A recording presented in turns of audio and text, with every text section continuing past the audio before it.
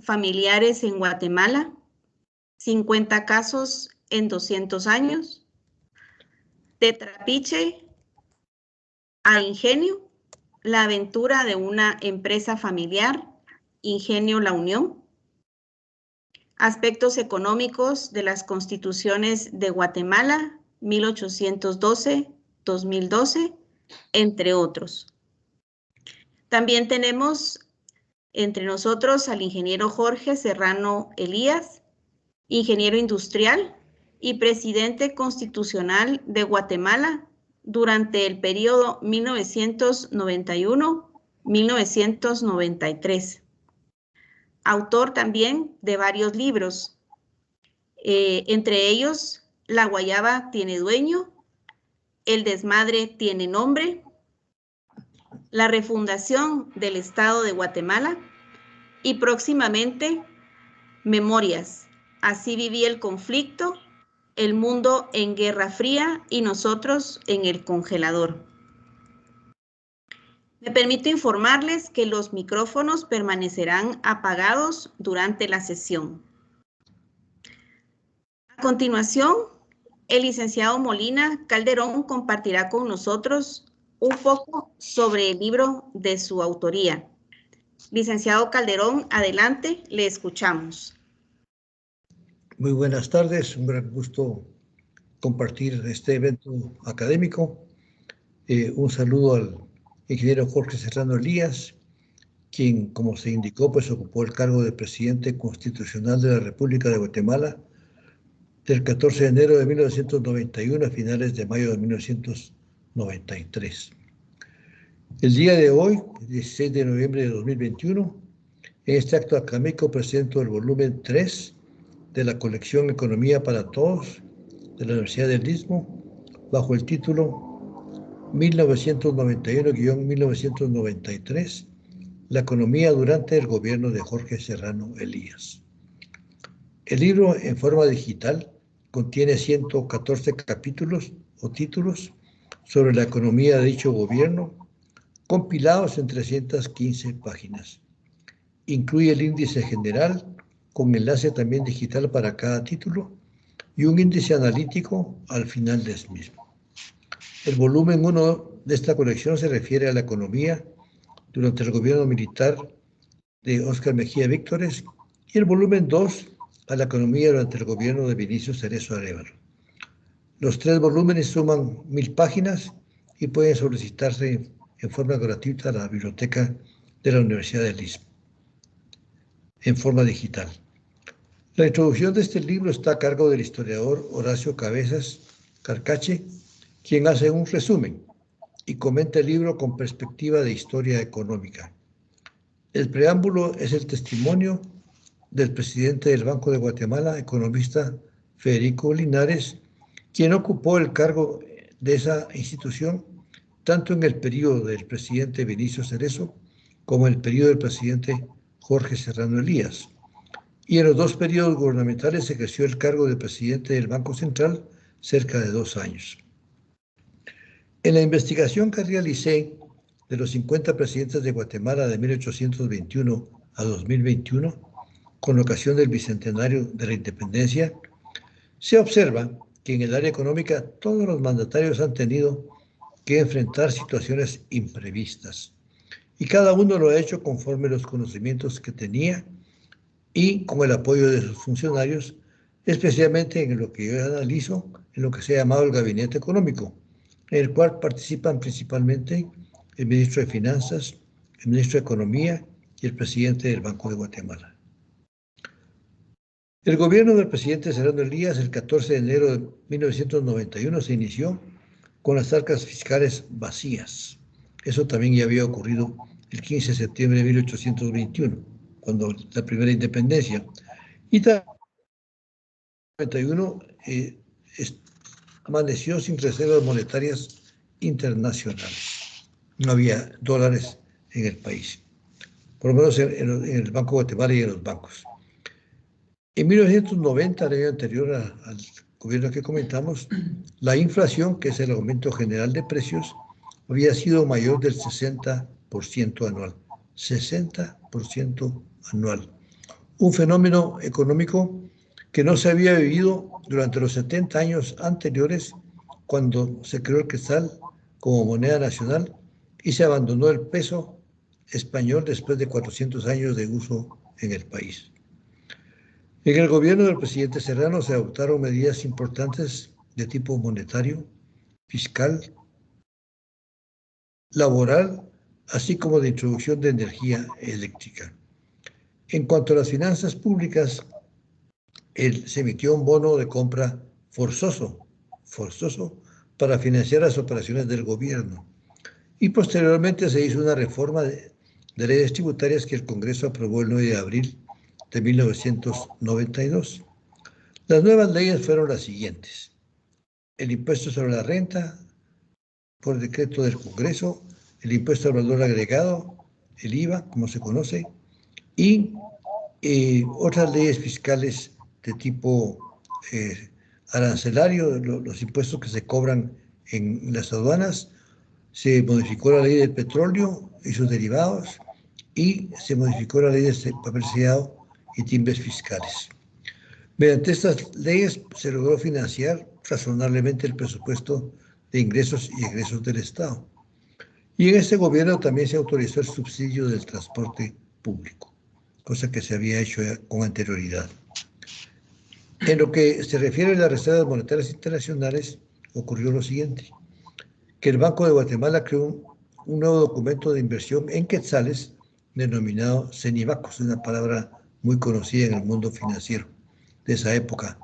Sin embargo, para captar esos fondos, el Banco de Guatemala pagó el 36% de interés anual, con una comisión a los que colocaban los colocadores de esos bonos del 3%, lo que hizo que llegara al país una cantidad muy elevada de dólares.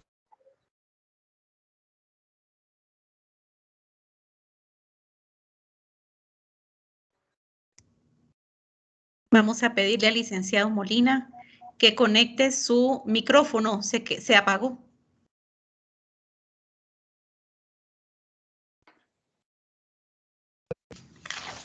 Gracias. ¿Me escucha ahora? Sí, adelante. Gracias. Decía que por ese ingreso masivo de dólares al país en el año 1991, que ingresaron 828 millones de dólares, pues se recuperaron las reservas internacionales, que eran cero al inicio del año.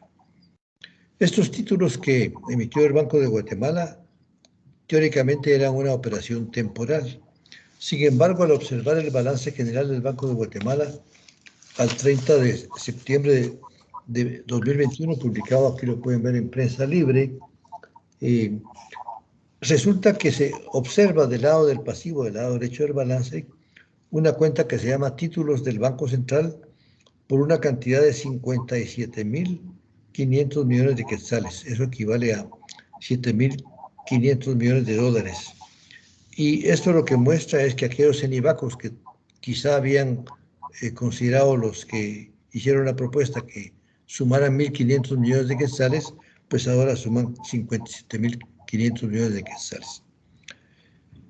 En el gobierno del presidente Serrano se promovió la modernización del sistema financiero con créditos del Banco Mundial y del Banco Interamericano de Desarrollo. Todas estas reformas de modernización financiera no son instantáneas, y esta tuvo resultados positivos hasta los 10 años, hasta el año 2002.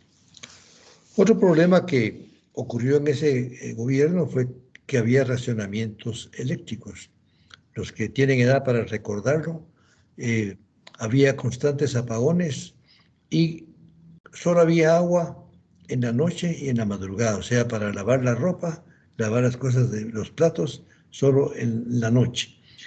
Y se decía que eran prendiones y no apagones, porque solo había ratos en que prendía la luz eléctrica. Y la falta de electricidad se resolvió con una forma ingeniosa para aquel momento, que fueron las barcazas que transportaron plantas eléctricas, que por cierto eran muy ruidosas y que se instalaron durante varios años en el puerto Quetzal. Actualmente ya no están ahí. También en el gobierno se tomó una decisión de tipo laboral, se aprobó la bonificación anual para los trabajadores del sector público y privado, pagadero los meses de junio y julio, que es lo que popularmente conocemos como bono 14. Otros aspectos económicos que ocurrieron fue que durante este periodo se suspendieron el desembolso de los préstamos de los bancos internacionales al aumentar la deuda pública. Y esto obligó a un programa de austeridad en el gasto estatal. Se hizo una negociación con el Fondo Monetario Internacional, se hizo un convenio de stand-by, que es un acuerdo en el que el país propone un plan y el Fondo Monetario lo aprueba, y tiene dos efectos. Uno es que puede recibir un crédito o por lo menos un derecho de usar el dinero para un crédito, pero tiene la cuestión de que abre las ventanillas de las otras instituciones financieras. Si el Fondo Monetario dice sí, todas las demás instituciones también dicen sí para los préstamos. Entonces se aprobó un préstamo de 498 millones de dólares con el Fondo Monetario Internacional y se abrió de nuevo la ventanilla de créditos externos. Iniciaron en el periodo algunos bancos, el Banco 1, el Banco Corporativo, el Banco de Comercio y el Vivibanco. De estos, los tres primeros, por distintas razones, dejaron de operar y solamente está activo este último en el año 2021. También se aprobaron diversas leyes, entre las cuales se destaca la ley del Fondo de Inversión Social, FIS, que aunque esta era una idea que venía anterior, aquí se echó, se legalizó y más adelante pues, fue un gran apoyo para inversiones en el interior del país. En el tema monetario, como todos sabemos, ¿verdad? Todos lo vivimos, la devaluación monetaria arrancó en 1980. Los gobiernos que siguieron de ese año aceptaron poco a poco que la conversión de un quetzal por un dólar ya no podía sostenerse. Y el Banco de Guatemala mantuvo esta tasa del 1 por 1 para operaciones subsidiadas y empezó a operar un tipo de cambio paralelo, libre, algunas veces perseguido por la autoridad monetaria, hasta que en el gobierno del presidente Serrano se dejó sin efecto el delito cambiario, que en teoría sancionaba el mercado paralelo, pero no hubo ningún caso de sanción por el delito cambiario. Las casas de cambio se aprobaban por el gobierno, se cancelaban y finalmente el presidente del Banco Central de Guatemala en ese tiempo había salido anunciando en un periodo anterior que gracias a Dios por las casas de cambio la economía del país se había salvado porque había un cauce para operar. También, como recordaremos por el libro anterior, en el gobierno del presidente Cerezo se tomaron las primeras decisiones correctas en el manejo del tipo de cambio de 2.50 por dólar, pero al final de ese periodo se perdió el control. Y por eso es que el presidente Serrano recibió un problema monetario de nuevo y en su segundo año ya el tipo de cambio estaba en 5.25 por dólar. Todas esas operaciones desordenadas que hizo el Banco de Guatemala, porque fueron muy desordenadas, provocaron lo que en el libro denomino como el déficit cuasi fiscal, es decir, las pérdidas que tenía el Banco de Guatemala por todas las operaciones de tipo cambiario que fueron muy variadas. Y todo esto tenía que ver al final de cuentas con el manejo del tipo de cambio. Lo que ocurrió con ese déficit cuasi fiscal es que el Banco de Guatemala, si uno tal vez tiene una idea de lo que es un balance general en la contabilidad, en los balances pues hay el otro reporte que son los ingresos y gastos en los que la empresa o la organización tiene ganancias o tiene pérdidas. Pero el Banco de Guatemala tenía pérdidas. Y lo que ocurre es que estas pérdidas no las mostraba en el balance correctamente, sino que lo que hacía era que tenía las pérdidas porque ocurrían hasta 1.000, 2.000 millones de quetzales por año, y las ponía en un vale a justificar, no las ponía en el balance de ingresos y gastos.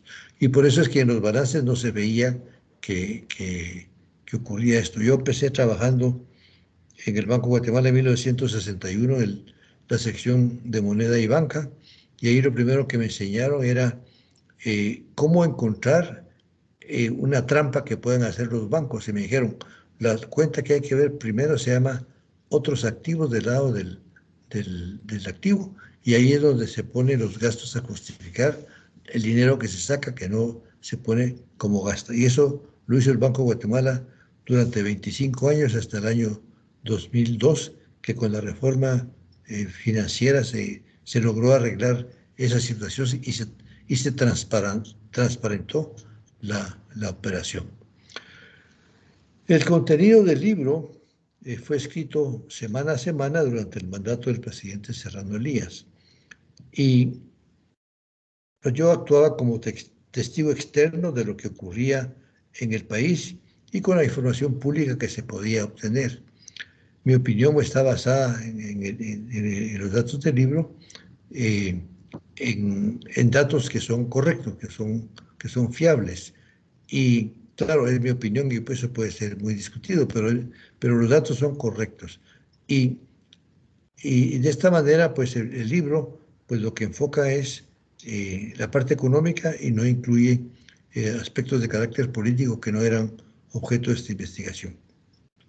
Ahora bien, y para terminar, con la presencia en este evento académico de quien fuera presidente constitucional de la República de Guatemala de 1991 a 93 y actor y promotor de las disposiciones económicas de su periodo gubernamental, podremos conocer las interioridades que acompañaron a todas esas decisiones y seguramente cada una ha de tener historia propia. Muchas gracias. Muchas gracias, licenciado Molina. En este momento cedemos la palabra al ingeniero Jorge Serrano Elías, quien nos compartirá sus comentarios del libro que recoge los aspectos económicos durante su mandato. Adelante, ingeniero, le escuchamos. Bueno, muchísimas gracias. Primero que todo, quiero agradecer al licenciado Molina esta oportunidad que me da de poder hacer un análisis crítico, retrospectivo de lo que fue la administración económica de mi gobierno. Tuve la oportunidad de revisar sus artículos y realmente, como él lo dice, es muy valioso porque cada uno de esos artículos reflejaba el sentir público y de los datos que eran conocidos en el momento en que cada una de esas piezas se produjo.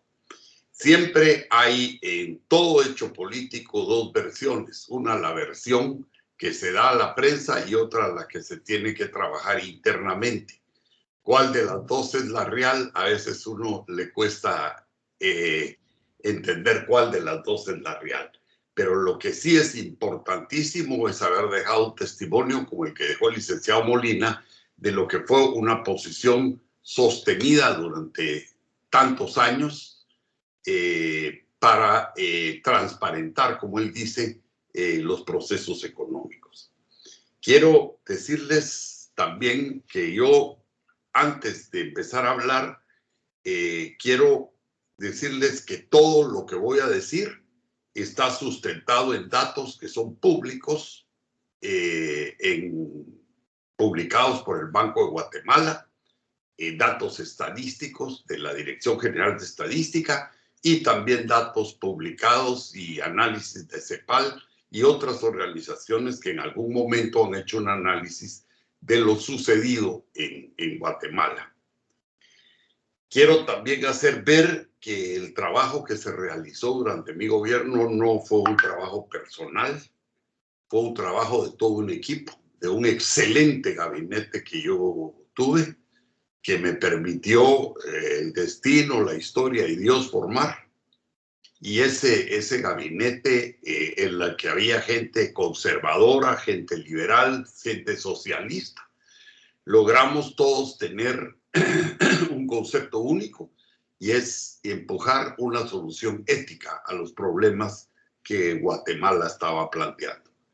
Y así pues pudimos compartir un gobierno durante 2 años en una forma amigable, con divergencias, pero siempre buscando un punto de convergencia. Y esto creo que es un ejemplo que lamentablemente no se repitió en el país, pero que en mi gobierno fue muy saludable. Tener a los socialistas en el gabinete y tener a los conservadores en el gabinete y poder escuchar ambas posiciones para lograr lo que se logró. Finalmente, yo quisiera decir que sí hubo una actuación mía y fue ser firme en las decisiones que se tomaban. Es decir, yo tenía algunas convicciones y, como lo voy a explicar posteriormente, lograba convencer al equipo para que esas convicciones sirvieran como norte para poder sacar adelante lo que queríamos sacar. Era un punto de vista político con la experiencia que yo tenía también en la parte económica. Primero que todo, aunque ya el licenciado Molina hizo un análisis bien interesante, yo quiero contarles a ustedes cómo recibí el país. Primero, como él dijo muy claramente, era una inflación que se estimaba 60% y hay quienes le estimaban hasta el 68%. ¿Cuál es el gran problema de una inflación como esa que se estaba dando? Es que el poder adquisitivo de los salarios se pierde momento a momento. Cada día la gente gana en una inflación de este tipo 5 o 7% menos cada mes. Y eso va creando una angustia social. La otra cosa es que se había creado durante el gobierno anterior al mío la imagen de que ellos iban a pagar la deuda social, pero pagaban la deuda social cargando al pueblo con impuestos y realmente inflacionando. Y no hay forma de pagar una deuda social con una inflación, porque la inflación empobrece. Y ese empobrecimiento que genera la inflación nos lleva a la violencia. Y eso es lo que había en el gobierno anterior, mucha violencia, mucha prostitución en las calles. Y esto había que rescatarlo de una forma urgente. El segundo aspecto que es importante tomar en cuenta es que la recaudación fiscal se había venido al suelo y el déficit fiscal se venía ampliando y ampliando y ampliando. Las cifras que reconocen para el déficit fiscal del último presupuesto de mi antecesor eran de superiores al 50%. Nadie puede gobernar un país con un déficit fiscal del 40-50%. Como usted, guatemalteco, no podría gobernar su casa si usted nada más recibe el 50% de ingresos de lo que usted gasta. Va acumulando una deuda del 50% y esto es terrible lo que nos está paseando como país. El otro aspecto en lo que a balanza de pagos se refiere, habían, como dice el licenciado Molina, prácticamente las reservas estaban en el suelo, eran 24 millones los que había, pero la factura petrolera que yo tenía que pagar al día siguiente de tomar posesión era de 30 millones. Quiere decir que yo entré con un déficit de 4 millones. Y obviamente el país entero demandaba divisas porque se necesitaba importar productos para alimentación, para la industria, para la agricultura, para el funcionamiento del Estado. Las generaciones actuales eso les cuesta ver, porque el día de hoy estamos recibiendo 13,000 millones de remesas, que ya cambian muchísimo lo que son las políticas monetarias. En aquel tiempo nosotros podíamos gastar lo que conseguíamos de ingresos en dólares, que era el producto de nuestras exportaciones, más créditos que se podían conseguir, más otros valores que entraban. Pero más de eso ya reflejaba un déficit en balanza de pagos que se convertía en una presión inflacionaria y una presión de devaluación de la moneda. Luego, las ventanillas de los bancos estaban cerradas y estaban cerradas por discrepancias con la política que había seguido el anterior gobierno, pero también porque el anterior gobierno no había pagado y había quedado en default en varias de las operaciones que tenía contratadas, sobre todo con los bancos de desarrollo. Eso hizo que las ventanillas nos las cerraran. Entonces, era muy difícil. La otra cosa que también era una cosa angustiante cuando a mí me tocó tomar el poder fue el caos de la infraestructura del país. Las carreteras no habría que ampliarlas porque ya no le cabían los hoyos. Los puentes que la guerrilla había volado en toda la carretera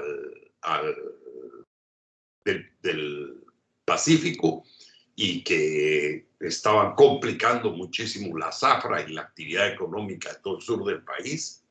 La generación eléctrica, que prácticamente las plantas de Jurum, Marinalá, los esclavos de Aguacapa estaban asolvadas, ya no estaban produciendo energía. El parque térmico de Escuintla estaba sin mantenimiento. La planta Fiat de Zacapa estaba produciendo a 7 veces por arriba del costo de la energía, una planta obsoleta. Y Chixoy estaba amenazado por la corriente del Niño. Realmente así yo recibo el país, con una crisis cambiaria, una crisis monetaria fiscal, una crisis de infraestructura y además se destapa la guerra del Golfo. Así me recibe a mí la presidencia de la República.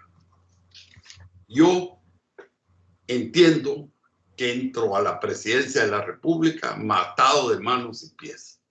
El presidente Cerezo en un momento jocosamente dijo que lo que pasaba conmigo es que yo no sabía cuál era la gaveta en la que él había dejado la plata. Créanme que yo abrí todas las gavetas habidas por haber y no la encontré. Y sigo pensando en dónde está esa gaveta, porque nunca la vi. Repito, bajos ingresos tributarios, cerrados los bancos internacionales, gran déficit fiscal, sin reservas internacionales, inflación galopante, descontento social y bienvenida a la guerra del Golfo. Esa es la situación en la que nosotros recibimos el país. Naturalmente se puede decir lo que se quiera, como decimos en buen chapín, se puede decir misa, pero la realidad era muy seria. La única ventaja que yo tenía, les quiero decir, es una fe en Dios de que íbamos a salir adelante y un gabinete excepcional, que se pusieron las botas, no solo el gabinete, sino también funcionarios como los que tenía en el INDE y en Guatel, que hacían parte de la solución económica y con ese equipo pudimos salir adelante. ¿Qué fue lo primero que nosotros hicimos? Sabíamos que venían tiempos duros, porque el ajuste económico siempre es duro, pero nosotros también entendíamos que el pueblo ya no podía seguir pagando una deuda social porque no tenía plata para hacerlo. Entonces organizamos lo que se llamó la reunión del Pacto Social y convocamos a esa reunión del Pacto Social un foro permanente al Ejecutivo. Y yo permitía que 4 o 5 mil ministros permanentemente estuvieran en ese foro, a la empresa privada que participaba en ese foro y al sector laboral. Y en ese foro nosotros nos desnudábamos y les decíamos cómo estaba el país e íbamos permeabilizando las medidas que teníamos que tomar. Eso era todas las semanas. A mí se me informaba lo que se iba a tratar, yo daba mis opiniones y terminando las reuniones del Pacto Social a mí se me informaba qué se había avanzado, cuál era la posición del sector empresarial, cuál era la posición del sector laboral. Ahí nosotros planteamos primero para la estabilización, la racionalización del presupuesto. ¿Cómo racionalizamos el presupuesto? Pues priorizamos el gasto, pero hacia el salario, no al despilfarro, no al crecimiento del Estado, sino a mejorar la posición salarial que había sido fuertemente deteriorada por el gobierno anterior. Ahí fue cuando nosotros mejoramos los salarios de los empleados públicos, de los profesionales del Estado, de los educadores, de los médicos y personal de salud, el salario mínimo al soldado, que fue una de las grandes logros de mi gobierno, que eran soldados que ganaban 40 quetzales al mes y que les empezamos a pagar salario mínimo. Ya no teníamos que andar persiguiendo a la gente en las plazas para llevarlas al ejército, sino que voluntariamente se enrolaban porque ya tenían un salario digno. Y por supuesto el bono 14. El bono 14 que fue una respuesta de nuestro gobierno a esas necesidades que el guatemalteco tenía de concretar un ahorro y que no era posible por lo limitado de sus recursos. Todos decían que el bono 14 era una cuestión demagógica y que no iba a durar. Bueno, yo creo que ya 30 años que lleva de estar puesto el bono 14 ya demostró que sí va a durar. Y yo reto a cualquier gobierno a que lo quite, a ver si el pueblo se lo acepta. La otra cuestión es priorizamos la inversión de impacto social, porque no teníamos fondos. Entonces, priorizamos la inversión en algunos hospitales, priorizamos la inversión en carreteras, priorizamos la inversión en educación. Y ahí nos sostuvimos, simple y sencillamente, mientras podíamos descongelar los fondos de las organizaciones internacionales. La otra política durísima que nosotros abordamos, y la abordé con mucho carácter y con firmeza, fue la eliminación de subsidios. El gran déficit fiscal lo tenía el subsidio al transporte urbano y el subsidio a la energía. Yo les hice ver a través de los ministros en el foro que me parecía injusto y antiético que todo el país financiara el transporte urbano de la ciudad de Guatemala. Porque ¿cómo se beneficiaba de eso un indígena o un habitante de San Miguel Chicaj o de Salamá? Era injusto que se recaudara ahí plata para subsidiar el transporte urbano. Como era injusto también que se agarrara plata del que no tenía recursos para subsidiar la energía de los grandes consorcios en Guatemala. Entonces me decidí cristalinizar eso, quité el subsidio al transporte urbano y emitimos decretos obligando a la empresa privada y al Estado a pagar los costos de ese transporte en forma directa al transportista. Eliminamos corrupción ahí porque habían transportistas que tenían su bus parado, pero llegaban a recoger su cheque de subsidio. También en lo que a la energía se refiere, hicimos las cuentas de cuánto le costaba el kilovatio hora a un campesino en la sierra, y el que él comprara una candela de cebo era mucho más caro que el foco de luz que pagábamos en la ciudad capital. Y entonces también quitamos ese subsidio. Eso me creó muchos problemas, mucha inestabilidad.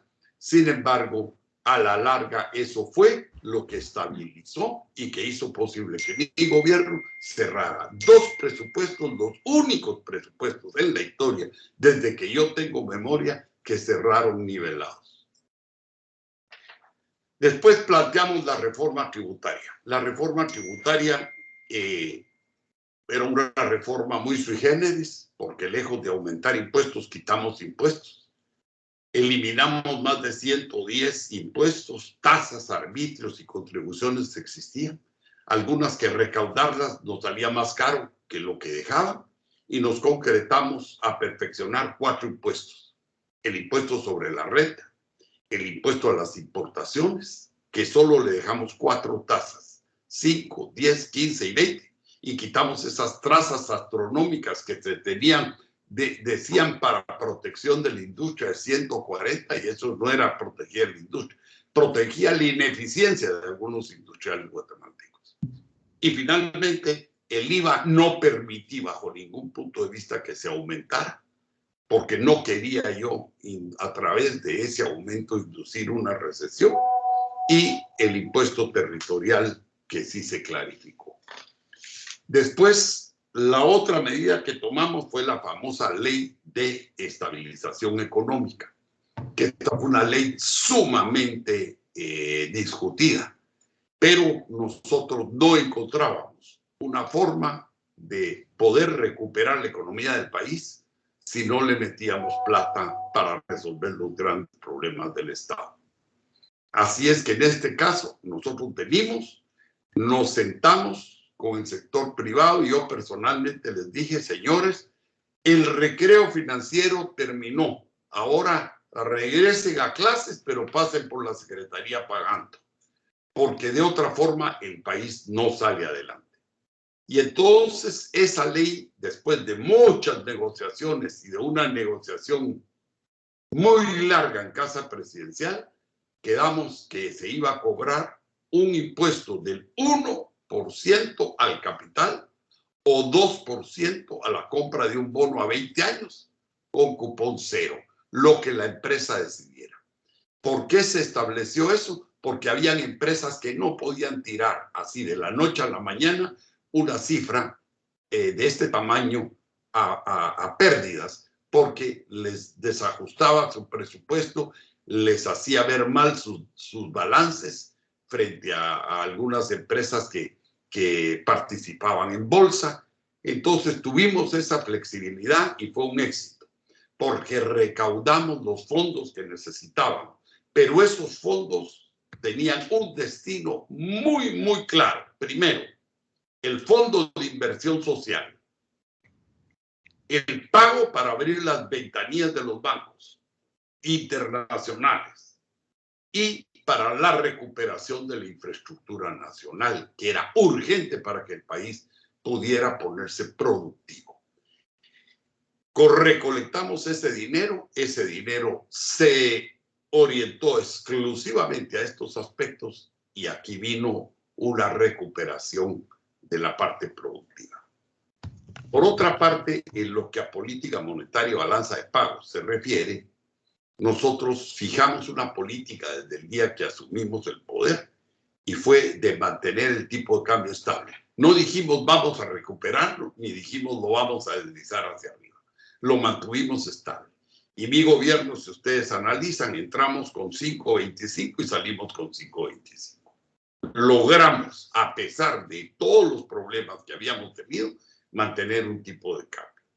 Por otra parte, teníamos necesidad de tener reservas para pagar el desarrollo, para pagar la producción, y lo logramos a través de los famosos CENIVACOS. Los CENIVACOS, tal como lo indicó el licenciado Molina, tenían el propósito de que nosotros pudiéramos saltar el bache del déficit que teníamos en reservas, porque no había quien nos prestara dinero. Yo salí a buscar 75 millones que nos surgían y no los pude conseguir. Nadie nos los quiso prestar, ni gobiernos amigos nos los quisieron prestar, ni el Fondo de Petróleo nos los dio. Entonces, no hubo más que nosotros encontrar nuestra salida, y la única salida que hubo fue los CENIVACOS. Pero los CENIVACOS consistían en agarrarse reservas en contra de una deuda del Banco de Guatemala. Y eso era temporal. Lo que se había acordado era que en cuanto estuvieran reparadas las plantas de Jurú-Marinalá, los esclavos de Aguacapa, se vendían para poder pagar esa deuda que se estaba creando y entonces ya eliminar el sistema de los CENIVACOS. Lamentablemente ninguno de los gobiernos que vino después del mío hizo eso, sino que encontraron que el CENIVACOS era un mecanismo de mantenimiento de las reservas, pero el costo fue muy elevado, tal como lo señaló el licenciado Molina. Había también otra espada sobre la cabeza y una presión tremenda que nosotros teníamos, y era la negociación con el Fondo Monetario para ese famoso stand-by. Nosotros, cada vez que me miraba el embajador de los Estados Unidos, me decía, ¿cuándo se van a sentar con el FA? No se preocupen. Un día de estos nos sentamos, solo estamos arreglando unas cositas que tenemos. Yo miraba que tenía vuelta nada la cocina de la casa, ¿va? Pero la tenía que arreglar, porque si yo no arreglaba la cocina, la que se iba a vender como receta del fondo era totalmente aniquiladora. Y en ese tiempo las recetas del Fondo Monetario votaron gobiernos. Entonces, mucha presión, pero yo la aguanté estoicamente. Y en el momento en que ya nosotros habíamos estabilizado y estábamos ya con unos presupuestos nivelados, habíamos mejorado la recaudación fiscal, era el momento de sentarnos a negociar con el fondo. Porque ya por dura que fuera la receta, no iba a ser tan dura como hubiese sido de haber negociado como recibimos el poder. Luego, las famosas privatizaciones. Yo fui absoluta y totalmente claro. No voy a privatizar un monopolio estatal para convertirlo en un monopolio privado. Porque un monopolio estatal todavía tiene algunas restricciones políticas. Un monopolio privado no tiene ninguna restricción. Y yo no voy a dejar a mi pueblo esclavo de transnacionales a las cuales les van a tener que pagar con sudor y lágrimas los costos de la energía y los costos de la telefonía. Esto me causó un problema muy serio. ¿Por qué? Porque del exterior había muchos gobiernos muy interesados en empresas que se quedaran con fundamentalmente la telefonía y la energía. Entonces yo dije, antes voy a desmonopolizar y después vamos a privatizar. Pero a nadie le gustaba la desmonopolización, porque la desmonopolización significaba competencia. Y hay mucha gente que es muy amiga del mercado libre, pero no le gusta la competencia. Y eso no es mercado libre. El mercado libre se debe definir por competencia. Y entonces, tanto en la telefonía como en el sector de energía, yo las dividimos. Lo que era generación, lo que era transmisión y lo que era distribución. Y entonces empezamos un plan de desmonopolización. Les quiero decir que esto fue muy eficiente. Y yo tuve dos grandes aleros en esto, que fue el ingeniero Ernesto González en la parte de la telefonía, que lo transformó una empresa que estaba deficitaria en una empresa productiva del Estado, que dio unos resultados magníficos y que incluso pudimos dar rendimientos muy buenos. Y en el sector de energía, pues tuve al ingeniero Alfonso Rodríguez Anker, que también, con mucho criterio, Alfonso logró reducir el personal del INDE y cristalinizar, superar esa crisis que nos había dejado el anterior gobierno, con la reparación de la térmica de Escuintla, con el desolvamiento de las plantas, con la contratación de las barcazas, que se hizo todo cristalinamente. Entonces nosotros ahí estábamos preparados ya para negociar con el Fondo Monetario. Pero lamentablemente ya los dueños del país ya no me querían a mí, y entonces ya no me tocó a mí negociar. Negociaron ellos y ahorita vamos a ver qué dice CEPAL que pasó con lo que ellos hicieron. Los resultados de nuestra política económica están claros y se pueden revisar en todos los datos estadísticos que están a disposición de los guatemaltecos. Primero, se redujo la inflación en 10 meses de 66-70% a 13%, 10%. Se cerraron los presupuestos del año 1991 y 1992 prácticamente sin déficit fiscal, cosa histórica en el país. No se ha vuelto a dar ni se había dado antes. Se recuperó considerablemente el valor adquisitivo de los salarios y se bajó muchísimo la presión social que tenía. Se abrieron las ventanillas de los bancos internacionales, cosa que yo ya no pude ver los frutos de eso. porque ya no me dio tiempo a plantear todos los programas de infraestructura que tenían. Se incrementaron las reservas, como dijo el licenciado Molina, hasta 800 millones de dólares, que fueron subiendo poco a poco. Y cuando me dieron el golpe de Estado por ese monto andaba, y se mantuvo el índice cambiario fijo.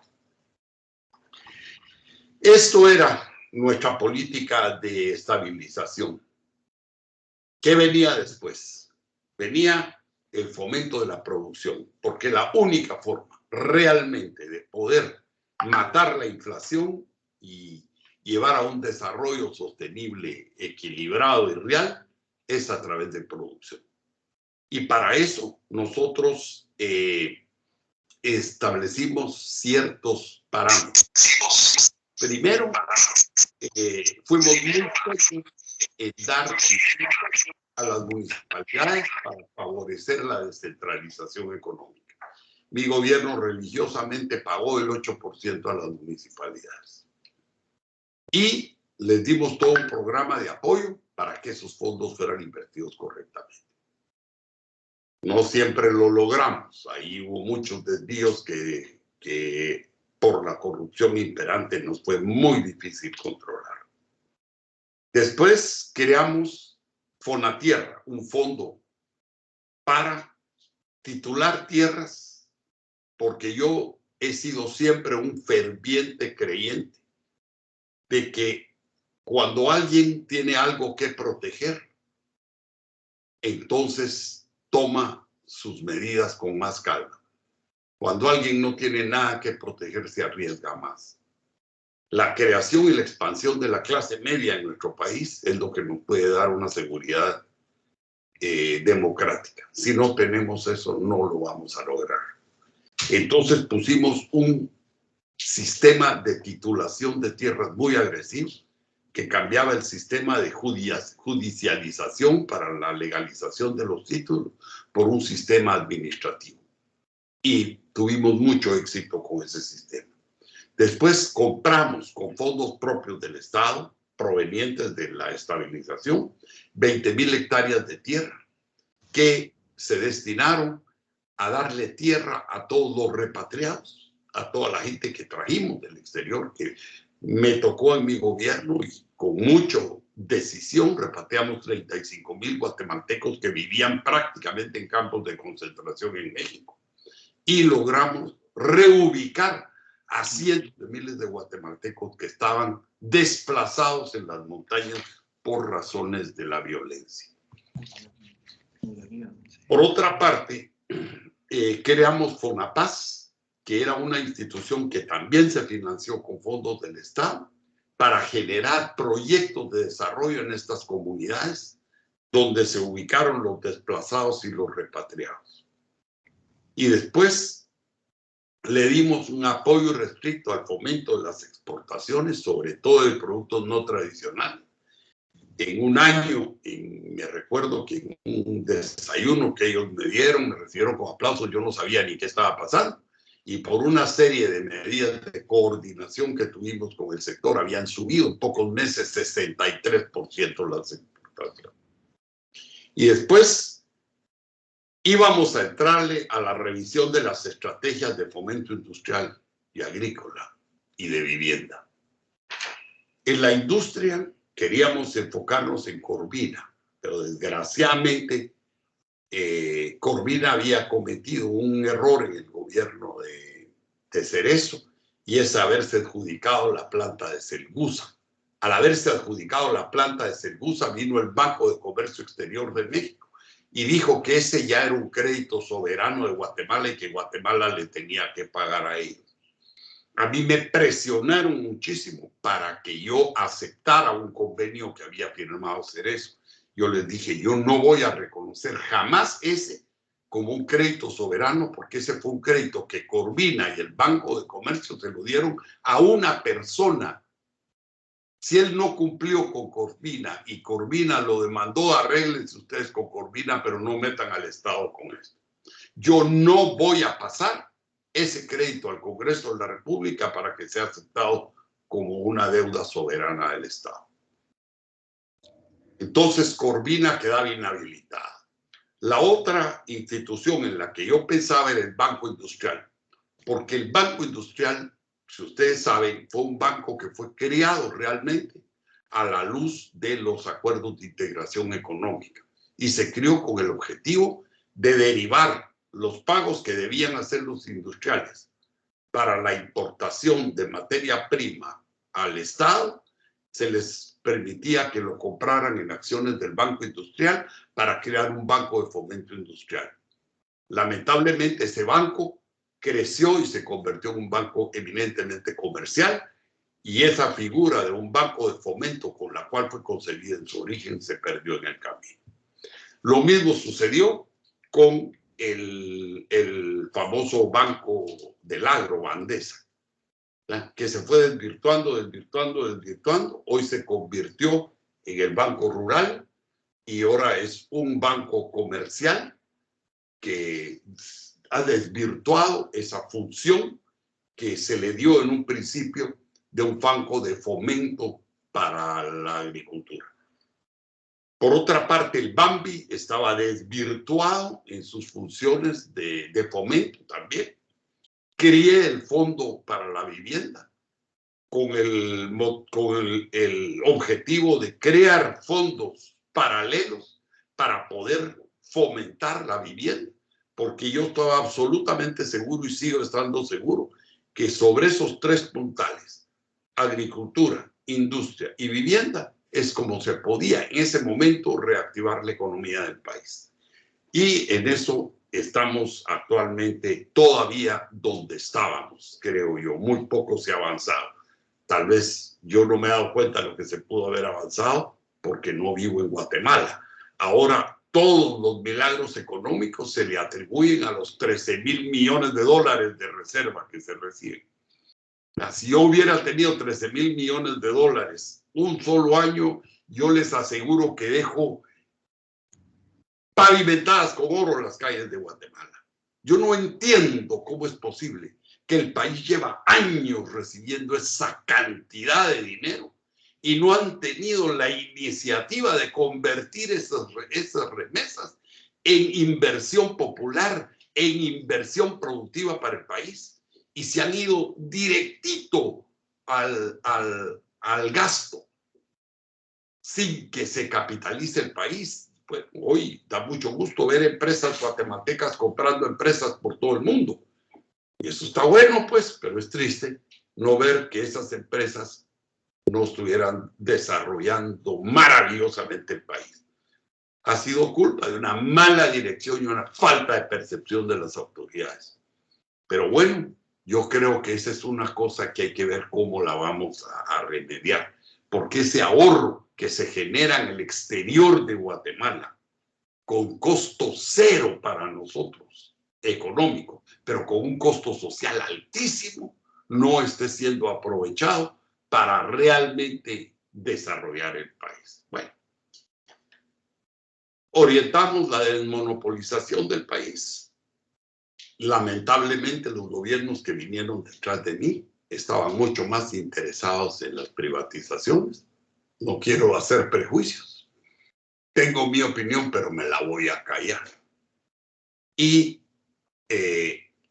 la idea que nosotros habíamos manejado de privatizar, pero no para apuntalar el gasto público, sino para desarrollo, para inversión, se fue. Y de las privatizaciones del país, ¿qué quedó? Nada. No quedó absolutamente nada. Y esas privatizaciones se las gastaron en apoyo al déficit fiscal, y el pueblo de Guatemala se empobreció porque se descapitalizó. Y en las ramas donde más necesidad había y donde había muchísima expectativa. Guatemala tenía muchísimas empresas del Estado, pero toda la codicia se centró en la energía eléctrica y en las telefonías. Y bueno, esa ya es historia pasada. En esto estábamos, licenciado Molina, cuando los señores dueños del país, los dueños de la guayaba, se desesperaron y entonces empezaron a plantear una desestabilización. Compraron a militares inescrupulosos y me dieron el golpe de Estado y se llevaron entre las patas a un modelo económico que esperaban el país. Secuestraron el Estado, se adjudicaron los recursos del Estado, prohibiéndole al Banco de Guatemala prestarle al Estado. La banca privada entró a hacer los préstamos del Estado. Se estableció a través de la reforma constitucional un manejo del sector judicial y se realizaron las privatizaciones sin control y sin destino para los fondos. Lo demás, como yo digo, es historia. Pero cuando uno ve lo que en el país está pasando, uno lamenta esa historia. Encontré, para terminar ya, en uno de los análisis de CEPAL, en que analiza la recaudación fiscal para el año 1994 y dice, el rasgo principal de las finanzas públicas durante 1994, el año después de que me dieron el golpe, consistió en el deterioro de la recaudación tributaria al pasar del 7,8 a 6,8 en 1994. 1992 se cerró prácticamente sin déficit. 1993 íbamos por el mismo camino. Cuando me dieron el golpe, se relajaron totalmente y cerró el presupuesto de 1993 con casi 1.000 millones de quetzales con déficit. Bueno, y así yo podría seguir. Pero la verdad es que vamos a dejar mejor chance a que quien me quiera preguntar, me pregunte. Pero quiero decirles que les agradezco que me hayan escuchado. Le agradezco a usted, señor licenciado, la Universidad del Istmo, a la Biblioteca Paislera, que me hayan dado la oportunidad de en un marco académico poder hacer la explicación de lo que fue esa reforma económica desde el punto de vista de Jorge Serrano, presidente de la República. ¿Podemos estar de acuerdo? No podemos estar de acuerdo, pero lo único que sí les digo es que todo lo que les dije está debidamente respaldado por datos que figuran en el Banco de Guatemala, en CEPAL y en las organizaciones que han estudiado la economía de mi país. Muchísimas gracias y que Dios nos bendiga.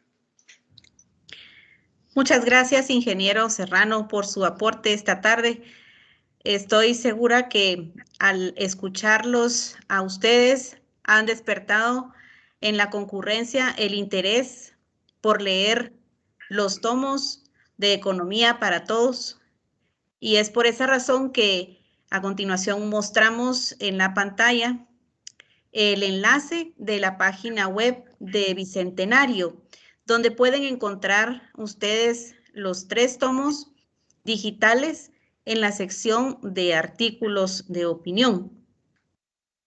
Este mismo enlace llegará a su correo electrónico a quienes se registraron previamente. Y si alguno de ustedes no se registró con anterioridad, en el chat de esta plataforma se está compartiendo el mismo enlace. A continuación también les compartimos los libros del ingeniero Jorge Serrano Elías, que están disponibles en su página de Facebook bajo su nombre, donde él amablemente nos ha compartido también los enlaces para poderlos leer en línea. Y como decía al inicio, para quienes tengan alguna pregunta, que creo que por la hora nos dará tiempo tal vez a 1 o 2 preguntas para nuestros expositores, les rogamos levantar la mano para que de manera ordenada podamos habilitarles 2 micrófonos y compartir las inquietudes.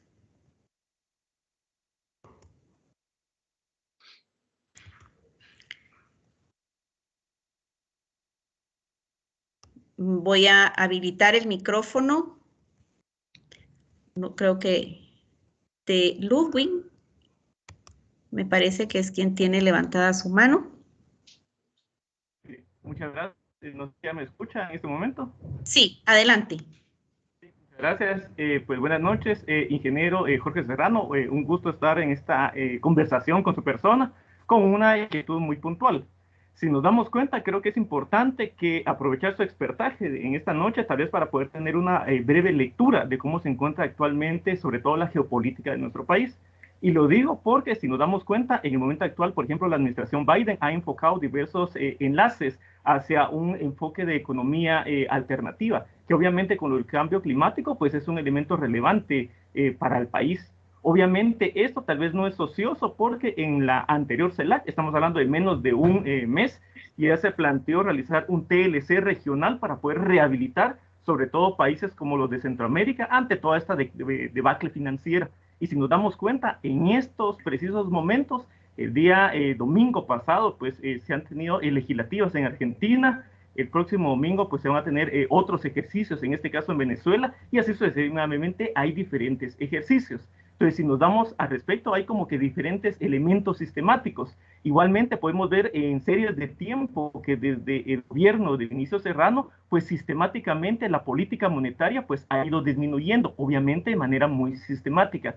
Al respecto, no sé qué lectura nos podría dar, sobre todo porque es una cuestión muy compleja y ciertamente su expertaje pues nos puede iluminar para poder encontrar algún sentido. Porque si nos damos cuenta, incluso en la delegación centroamericana que fue a la COP26 en Glasgow la semana pasada, pues argumentaban que la única forma de rehabilitar de una manera contundente ante todas estas crisis migratorias, económicas de Centroamérica, es hacer un pacto ecológico. No sé qué nos podría argumentar, ingeniero, para poder tener claridad sobre estas temáticas geopolíticas, pero que nos afectan en el día a día aquí en el país. Gracias, muchas gracias. Mire, lo primero que a mí me gustaría comentar es que definitivamente las relaciones en el mundo van a cambiar. Actualmente lo que estamos nosotros presenciando es una guerra económica entre la China y los Estados Unidos que no sabemos hasta dónde nos va a traer consecuencias a nosotros. Yo, en lo personal, creo que para nosotros ahí se van a abrir grandes oportunidades. Desde hace años se hablaba de que la etapa postindustrial era el manejo de las comunicaciones y el manejo del transporte. Y había un cierto desprecio por parte del mundo desarrollado sobre el manejo de las manufacturas. Se dejó a China crecer en las manufacturas. China supo aprovechar la plusvalía de su trabajo, pagando sueldos muy bajos y los beneficios del transporte para inundar de productos al mundo. Hoy esta relación está cambiando y ahí se vuelca para nosotros, los países latinoamericanos y particularmente Guatemala, la oportunidad de que abramos caminos en la manufactura y que empecemos a ser países productivos. Nosotros tenemos no que pensar en lo que están pensando los del cambio climático que van a venir con recetas como han venido en el pasado. Recetas que son onerosas para nuestra dignidad nacional y que no necesariamente cumplen con los objetivos que nosotros como nación tenemos que tener. Guatemala lo que necesita es tener un objetivo como nación, tener un acuerdo nacional, que yo no miro cómo se pueda crear por este pleito que se tiene ahí de corruptos y no corruptos y una serie de cosas que poco o nada tienen que ver con el futuro del país. Lo que, como yo le decía al licenciado Molina antes, yo tenía en mi gabinete a socialistas como Mario Solórzano y Fernando Fuentes Mohr y tenía a conservadores como Federico Linares y como Richard Eikenhead. pero que en determinado momento los pudimos convencer para que trabajaran juntos y que éticamente buscáramos lo que era conveniente para el país y no lo que dogmáticamente podía servir o no servir para una u otra ideología. Guatemala necesita, primero que todo, definir su propio destino. Y no pensemos que lo van a definir en Europa, ni que van a venir los gringos a decirnos cómo nos van a sacar de este estancamiento. Si hubiesen tenido oportunidad de hacerlo, ya lo hubieran hecho. Todo lo que ha sido la famosa política del Triángulo Norte y las negociaciones con los Estados Unidos para desmotivar las migraciones han sido una farsa, sin un solo resultado positivo, una puerta para la corrupción. Yo creo, mi querido amigo, usted que es joven, porque lo veo por la pantalla, los guatemaltecos tenemos que ver cómo vamos nosotros a plantear nuestro desarrollo, cómo lo vamos a plantear con la ética que hemos heredado, con la producción y la explotación autónoma y para nosotros de nuestros recursos. Que no venga y siga sucediendo los actos de corrupción que han pasado en el país, que los recursos naturales nuestros los hemos regalado al exterior y los seguimos regalando. Que las empresas productivas cayeron en manos extranjeras y se descapitalizó a nuestro pueblo.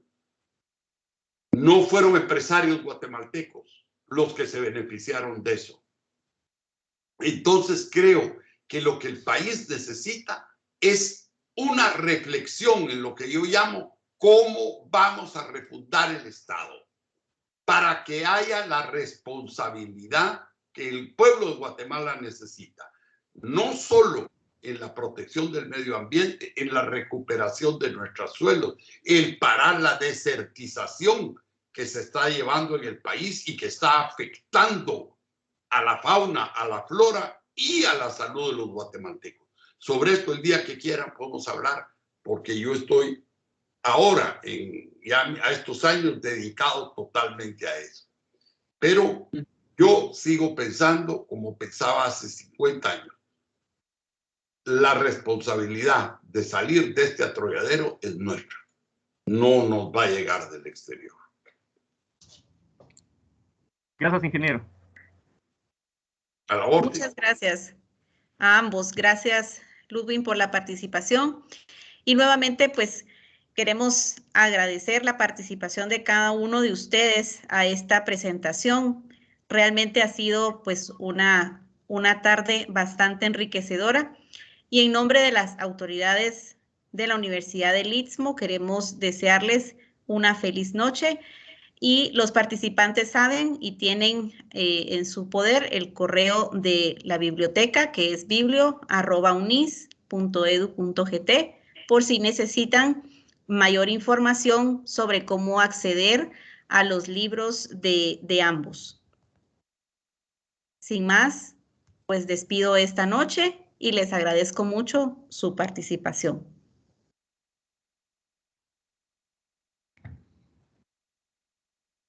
Muchas gracias. Buenas noches, muchas gracias. Buenas noches, gracias. Buenas noches, muchas gracias por la invitación y los exhorto a que hagan más eventos como este para conocer más del tema que se habló. Muchas felicidades a ambos y al licenciado por el libro y al ingeniero pues por haber participado acá. Es un honor haberlo tenido pues aquí en este foro académico. Realmente nos sentimos muy honrados. Muchísimas gracias. Muchas gracias, buenas noches, felicidades.